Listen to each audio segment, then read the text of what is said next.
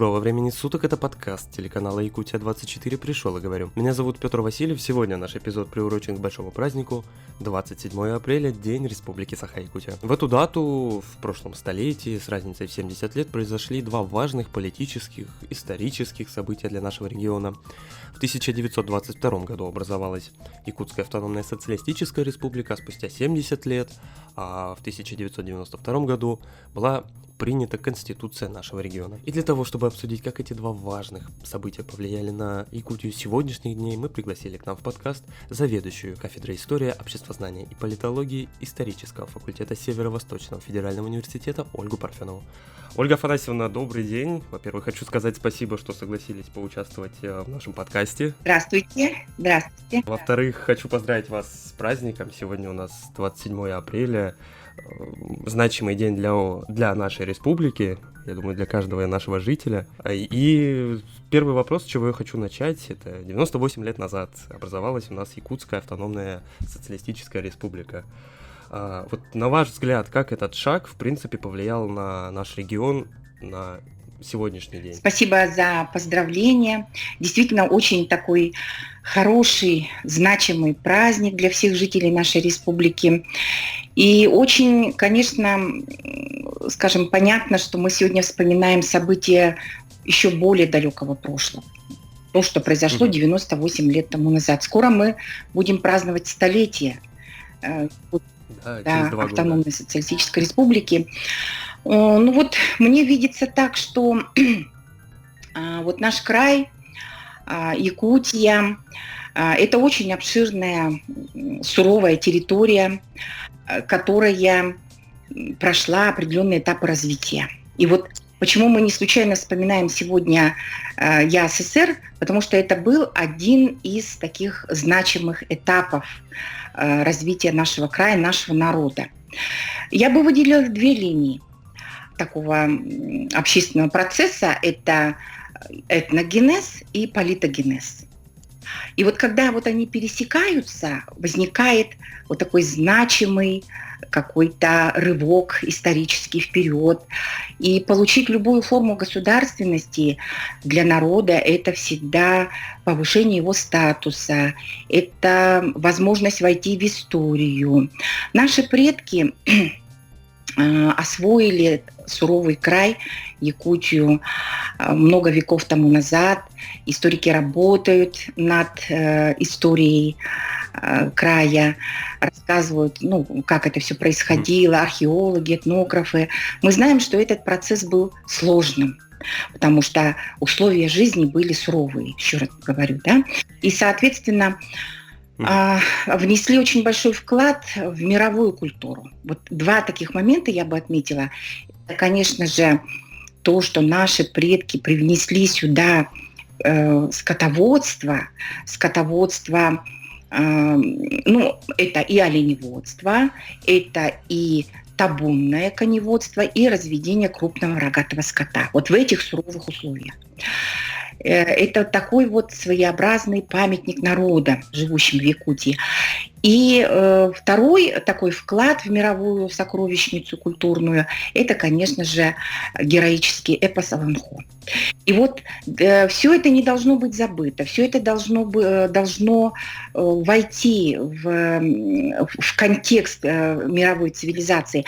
Соответственно, когда получает край государственность, это все заносится в книгу истории. Поэтому получить вот этот статус ЯССР, это было очень хорошо, это был значительный шаг вперед, и мы до сегодня благодарны нашим политическим деятелям, да, это и Максиму Бойсову, и Платону Юнскому, конечно, Степану Ржакову, всем тем, кто внес в это дело свой большой такой вклад.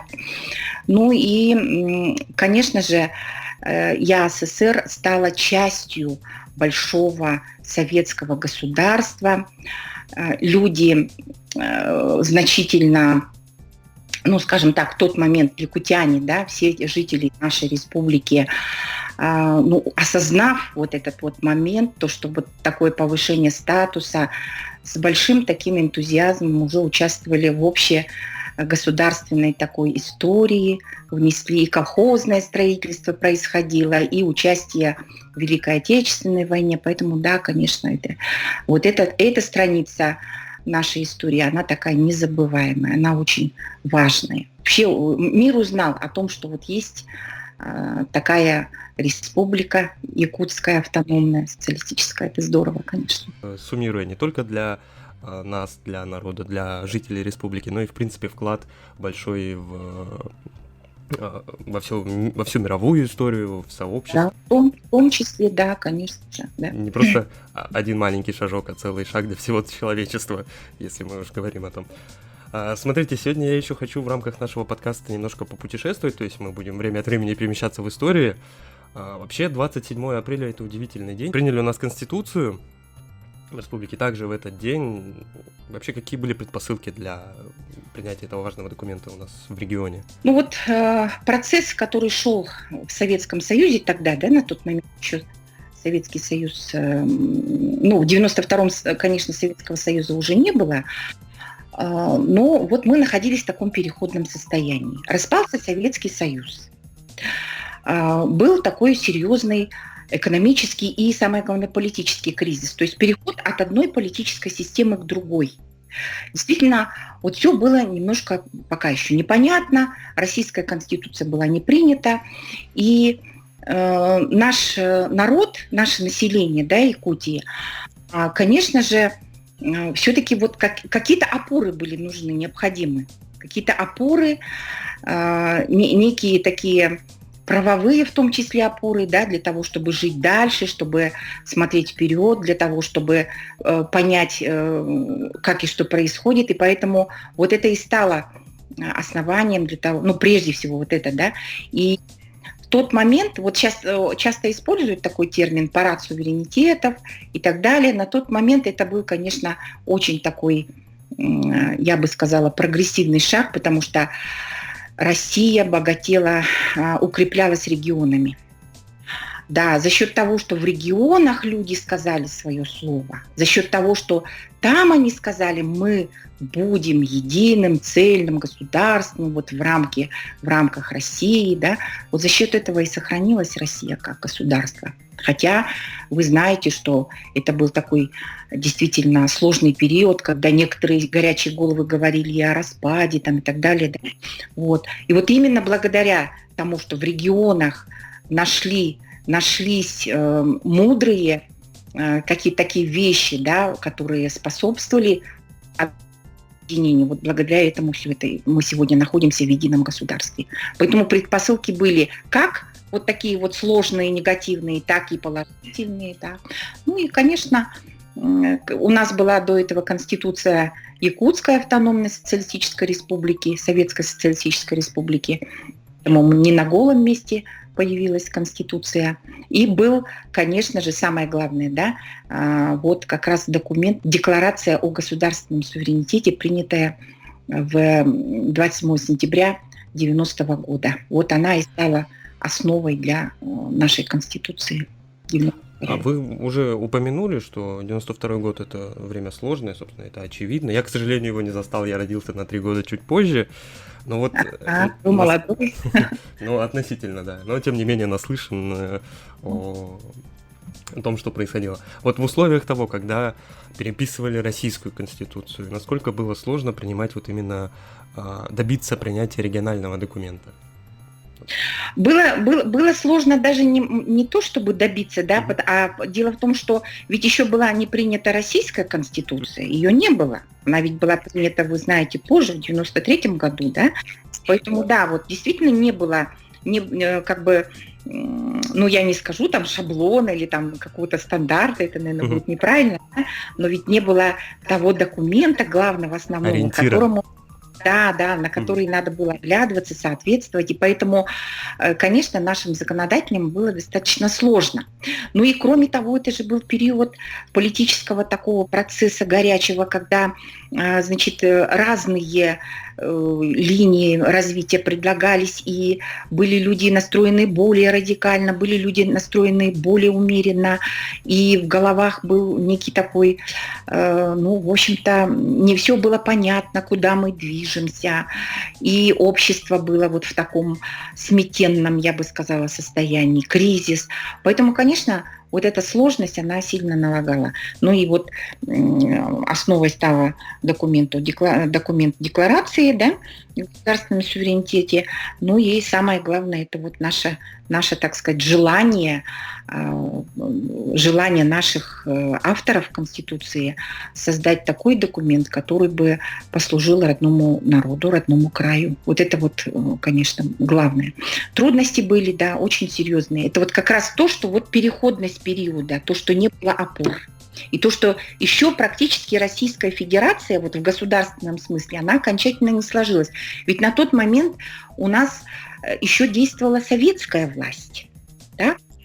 А не было вот этой четкой системы разделения властей на законодательную, исполнительную, судебную, как сейчас вот это вот мы привыкли видеть. Да? Вот не было вот этой государственной системы, она еще не сложилась. И вот в этих условиях, конечно, было сложно принимать. И пришлось, да, история Конституции Республики Саха-Якутия такова, что она достаточно долго, да, 1,5 года шел процесс принимать, да, потому что это было сложно, потому что переходный период. Я понимаю, что история, конечно, не знает сослагательного наклонения, а если бы, ну вот давайте просто гипотетически представим, что было бы, если бы нашу Конституцию принимали в другое время, то есть, так скажем, в более спокойное, вот в отсутствие политических каких-то больших потрясений, как бы она сейчас выглядела? Сильно бы она отличалась от той Конституции, которая у нас есть? Ну, мы не будем забывать, что на сегодня вот Конституция у нас приведена в соответствие, да? Это несомненно. Это был такой тоже длительный процесс, трудоемкий, большая была проделана работа нашими органами государственной власти, поэтому она уже сейчас выглядит, ну так вот, такой, какой и, мне кажется, выглядела бы в такое, ну, более спокойное, умеренное время, стабильное. А вот первоначальный, да, он был такой более, ну, скажем, радикальный немножко наш вариант. Но вот как бы выглядело, сложно сказать. Вообще в истории очень сложно говорить, потому что вот этот пункт 90-е годы, это как раз тот момент, когда общество стоит на перепутье. И перед ним, как перед богатырем, в сказке 3 дороги. Пойдешь налево, пойдешь направо, там и так далее, да? Коня потеряешь. Вот то же самое. И очень сложно сказать, что было бы, если было бы... Ну, мне кажется, что возможно даже, что наша Конституция имела бы даже больше особенностей, возможно. Потому что когда система находится в более стабильном состоянии, возможностей для плюрализма, возможностей для, скажем, особенностей становится больше, потому что мы, ну, скажем, не боимся децентрализации, мы не боимся нестабильности. И вот в этом смысле, возможно, она была бы более такая, ну, скажем, особенная, если был стабильный период. Хорошо, спасибо. Вот у нас 2 таких мощных законотворческих и политических события произошли спустя, вот оглядываясь уже на сегодняшнее время, 2020 год, как вообще принятие Конституции, возможно, я еще сюда могу добавить суверенитет, оно повлияло на нашу республику, на наш регион? Очень сильно, потому что у нас повысился статус. Вот это самое главное, да? Что вот одно дело быть республикой автономной в составе союзной. Это вот, вы знаете, в советское время же была выстроена определенная иерархия народов. Мы сейчас вспоминаем об этом, да? Когда народы были расставлены по своему, получается, значению, статусу. Брались разные критерии: численность населения, плотность его проживания, развитие в основном промышленности смотрели и так далее. Да? И вот если население было большое, экономика развитая, то союзная республика. Если там больше сельское хозяйство, то автономная. Смотрели, есть ли письменность и так далее. И вот тут спасибо нашим всем предшественникам, вот я еще раз говорю, да, вот, например, это, конечно, основатели якутской письменности и так далее, да, которые создали буквари, словари написали, и все. И вот благодаря им мы, собственно, автономию-то и получили, да, в какой-то степени.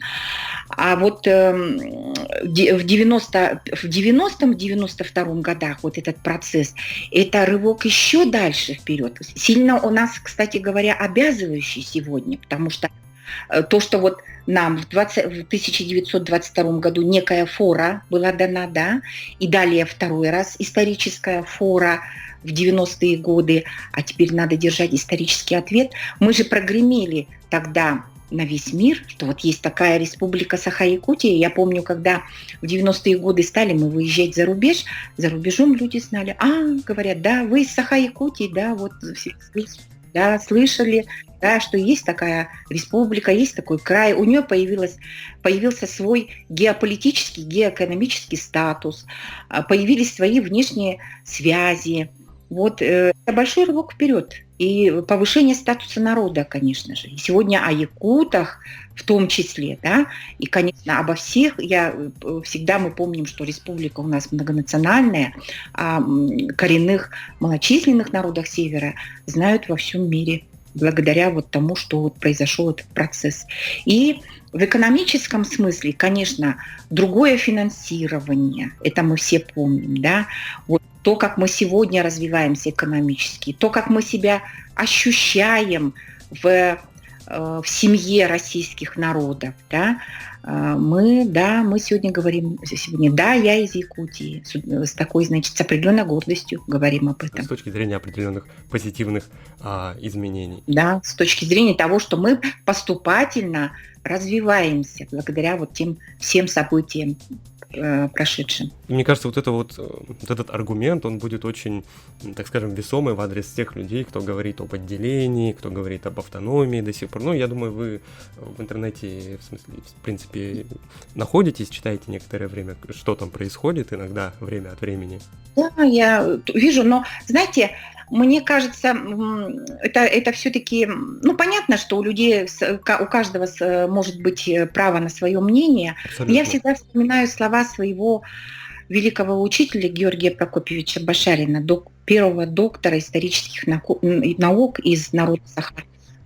Георгий Прокопьевич Башарин, который говорил замечательные слова о том, что именно в составе российского государства наш народ получит полное такое полнокровное развитие, потому что исторический опыт соседних стран, да, зарубежных стран показывает, насколько там национальная политика резко отличается не в лучшую сторону.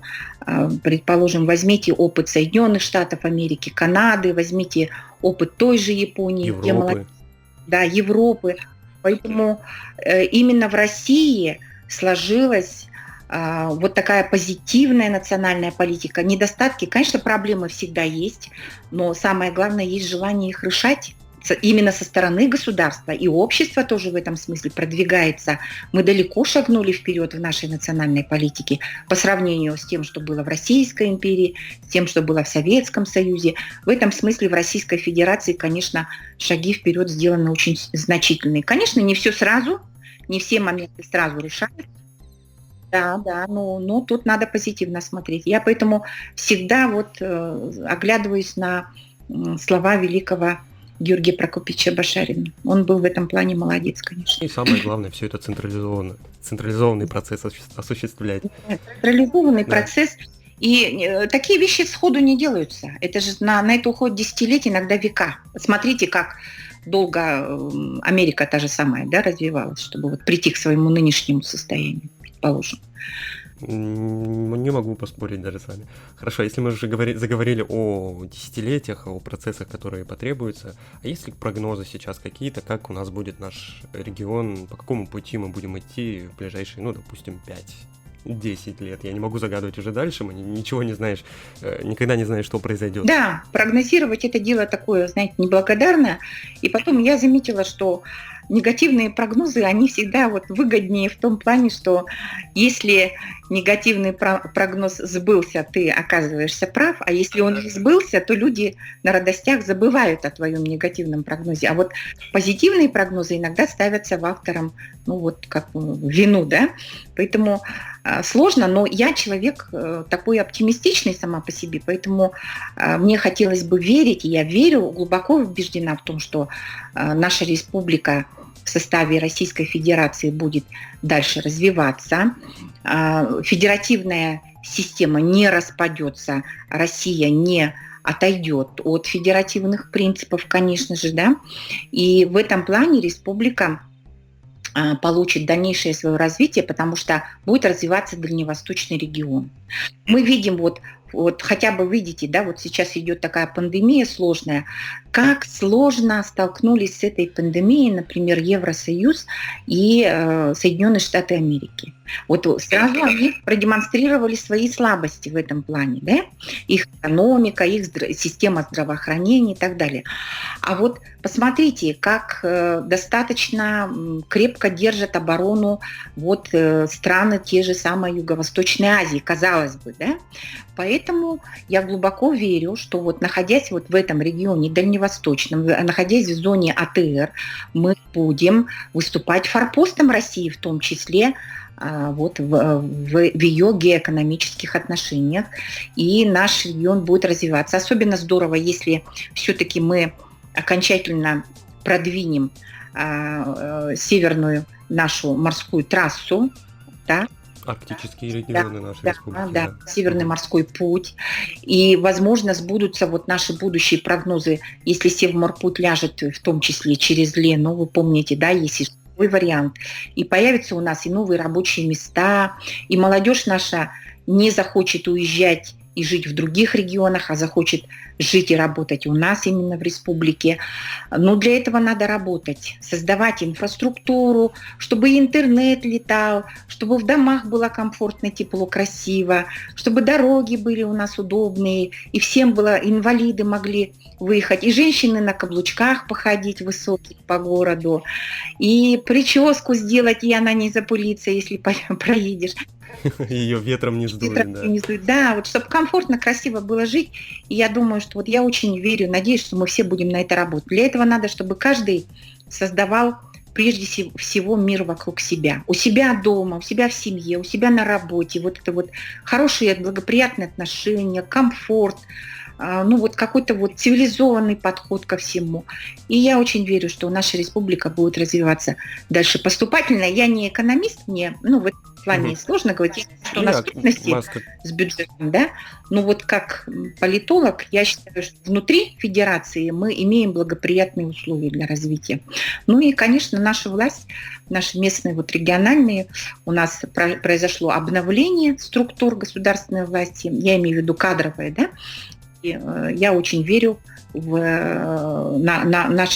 сегодняшнему, вот, скажем, тому новому истеблишменту нашему республиканскому, нашей новой республиканской политической элите, что она нас продвинет вперед. Вы сами упомянули о пандемии. В принципе, мировое общество уже переживало не раз подобное. Как изменится в целом наша жизнь? Как какие-то, возможно, политические, возможно, какие-то социальные сдвиги будут? Вот, собственно, когда мы уже все наконец-то выйдем из дома? Вы знаете, выйдем из дома, я думаю, мне кажется, что мы к осени выйдем. Вот, надеюсь, да, что все это произойдет. Вот я как преподаватель вуза очень сейчас переживаю за то, как ребята наши будут писать единый государственный экзамен, как мы будем проводить приемные, вот эту вот кампанию, да. Я переживаю за это, конечно же, и надеюсь, что летом, осенью проблема разрешится. Но касательно того, что будет, вы знаете, все мы знаем, что вот раньше были такие большие пандемии чумы, например, да, или же испанки. И вот как ни странно, всегда экономисты, историки отмечают такой момент. После вот таких крупных эпидемий, пандемий происходил толчок развития определенный. Почему? Да? Потому что появлялись новые, вот эти вызовы заставляли людей находить новые какие-то векторы пути развития. Появлялись новые социальные группы, появлялись новые требования, новые умения, навыки. После чумы, например, экономика развивалась. После той же испанки поменялась геополитическая система всего мира. Там как раз закончилась Первая мировая война, вы знаете. Да? Так что я думаю, что вот после коронавируса нам придется пересмотреть наши отношения между странами. И вот то, что происходило до этого, когда Соединенные Штаты Америки навязывали, там, да, скажем, свое видение мирового политического процесса, возможно, уже так не будет, я надеюсь, так не будет. И те страны, которые где-то, может быть, раньше находились на задворках, это я имею в виду страны третьего мира, не смогут сказать и свое слово экономическое, и даже вот политическое слово. Так что я надеюсь, что мир станет ближе друг к другу, мир станет гуманнее. И я очень надеюсь на то, что духовность у людей. Дело в том, что вот эта пандемия, она заставит нас больше сидеть именно в интернете. Так? Люди станут бояться близких контактов, меньше будут собираться вот в большие когорты, сообщества, чаще будут сидеть в социальных сетях, чаще будут работать в дистанционном режиме. И тогда интернет, это вот СМИ, они же очень большую роль играют, послужит тому, что вот люди станут более умнее, развитее, более творчески, так сказать, подходить ко многим процессам. Естественно, духовнее, может быть, надеюсь, станут. Ну, вот такой некий прорыв духовности. Вот я рассчитываю на это. Как Возможно, безусловно. еще над собой поработаю, да, в условиях того, что, в принципе, ходить-то особо некуда, и приходится разбираться с самим собой. В этом плане, да. Вот я, например, в эти дни научилась очень многому, и работать на дистанции со студентами, и какие-то такие технические вещи освоила. Это очень здорово, всегда надо учиться. Ольга Афанасьевна, я думаю, у меня все вопросы исчерпаны. Спасибо вам еще раз большое. Еще раз вас с праздником большим. Спасибо вам большое. Всех жителей Республики Саха-Якутия с таким хорошим весенним праздником, Днем нашей Конституции. Я присоединяюсь к вашим поздравлениям. Желаю вам вот сейчас только терпения и много-много-много сил. Самое главное — здоровья. Спасибо вам всем того же. А я хочу напомнить, что это был подкаст «Пришел и говорю». Подписывайтесь на новые выпуски в приложении Apple Podcast, слушайте нас на Яндекс.Музыка и ВКонтакте, следите за обновлениями на сайте yak24.ru и в наших социальных сетях. Меня зовут Петр Васильев. Услышимся!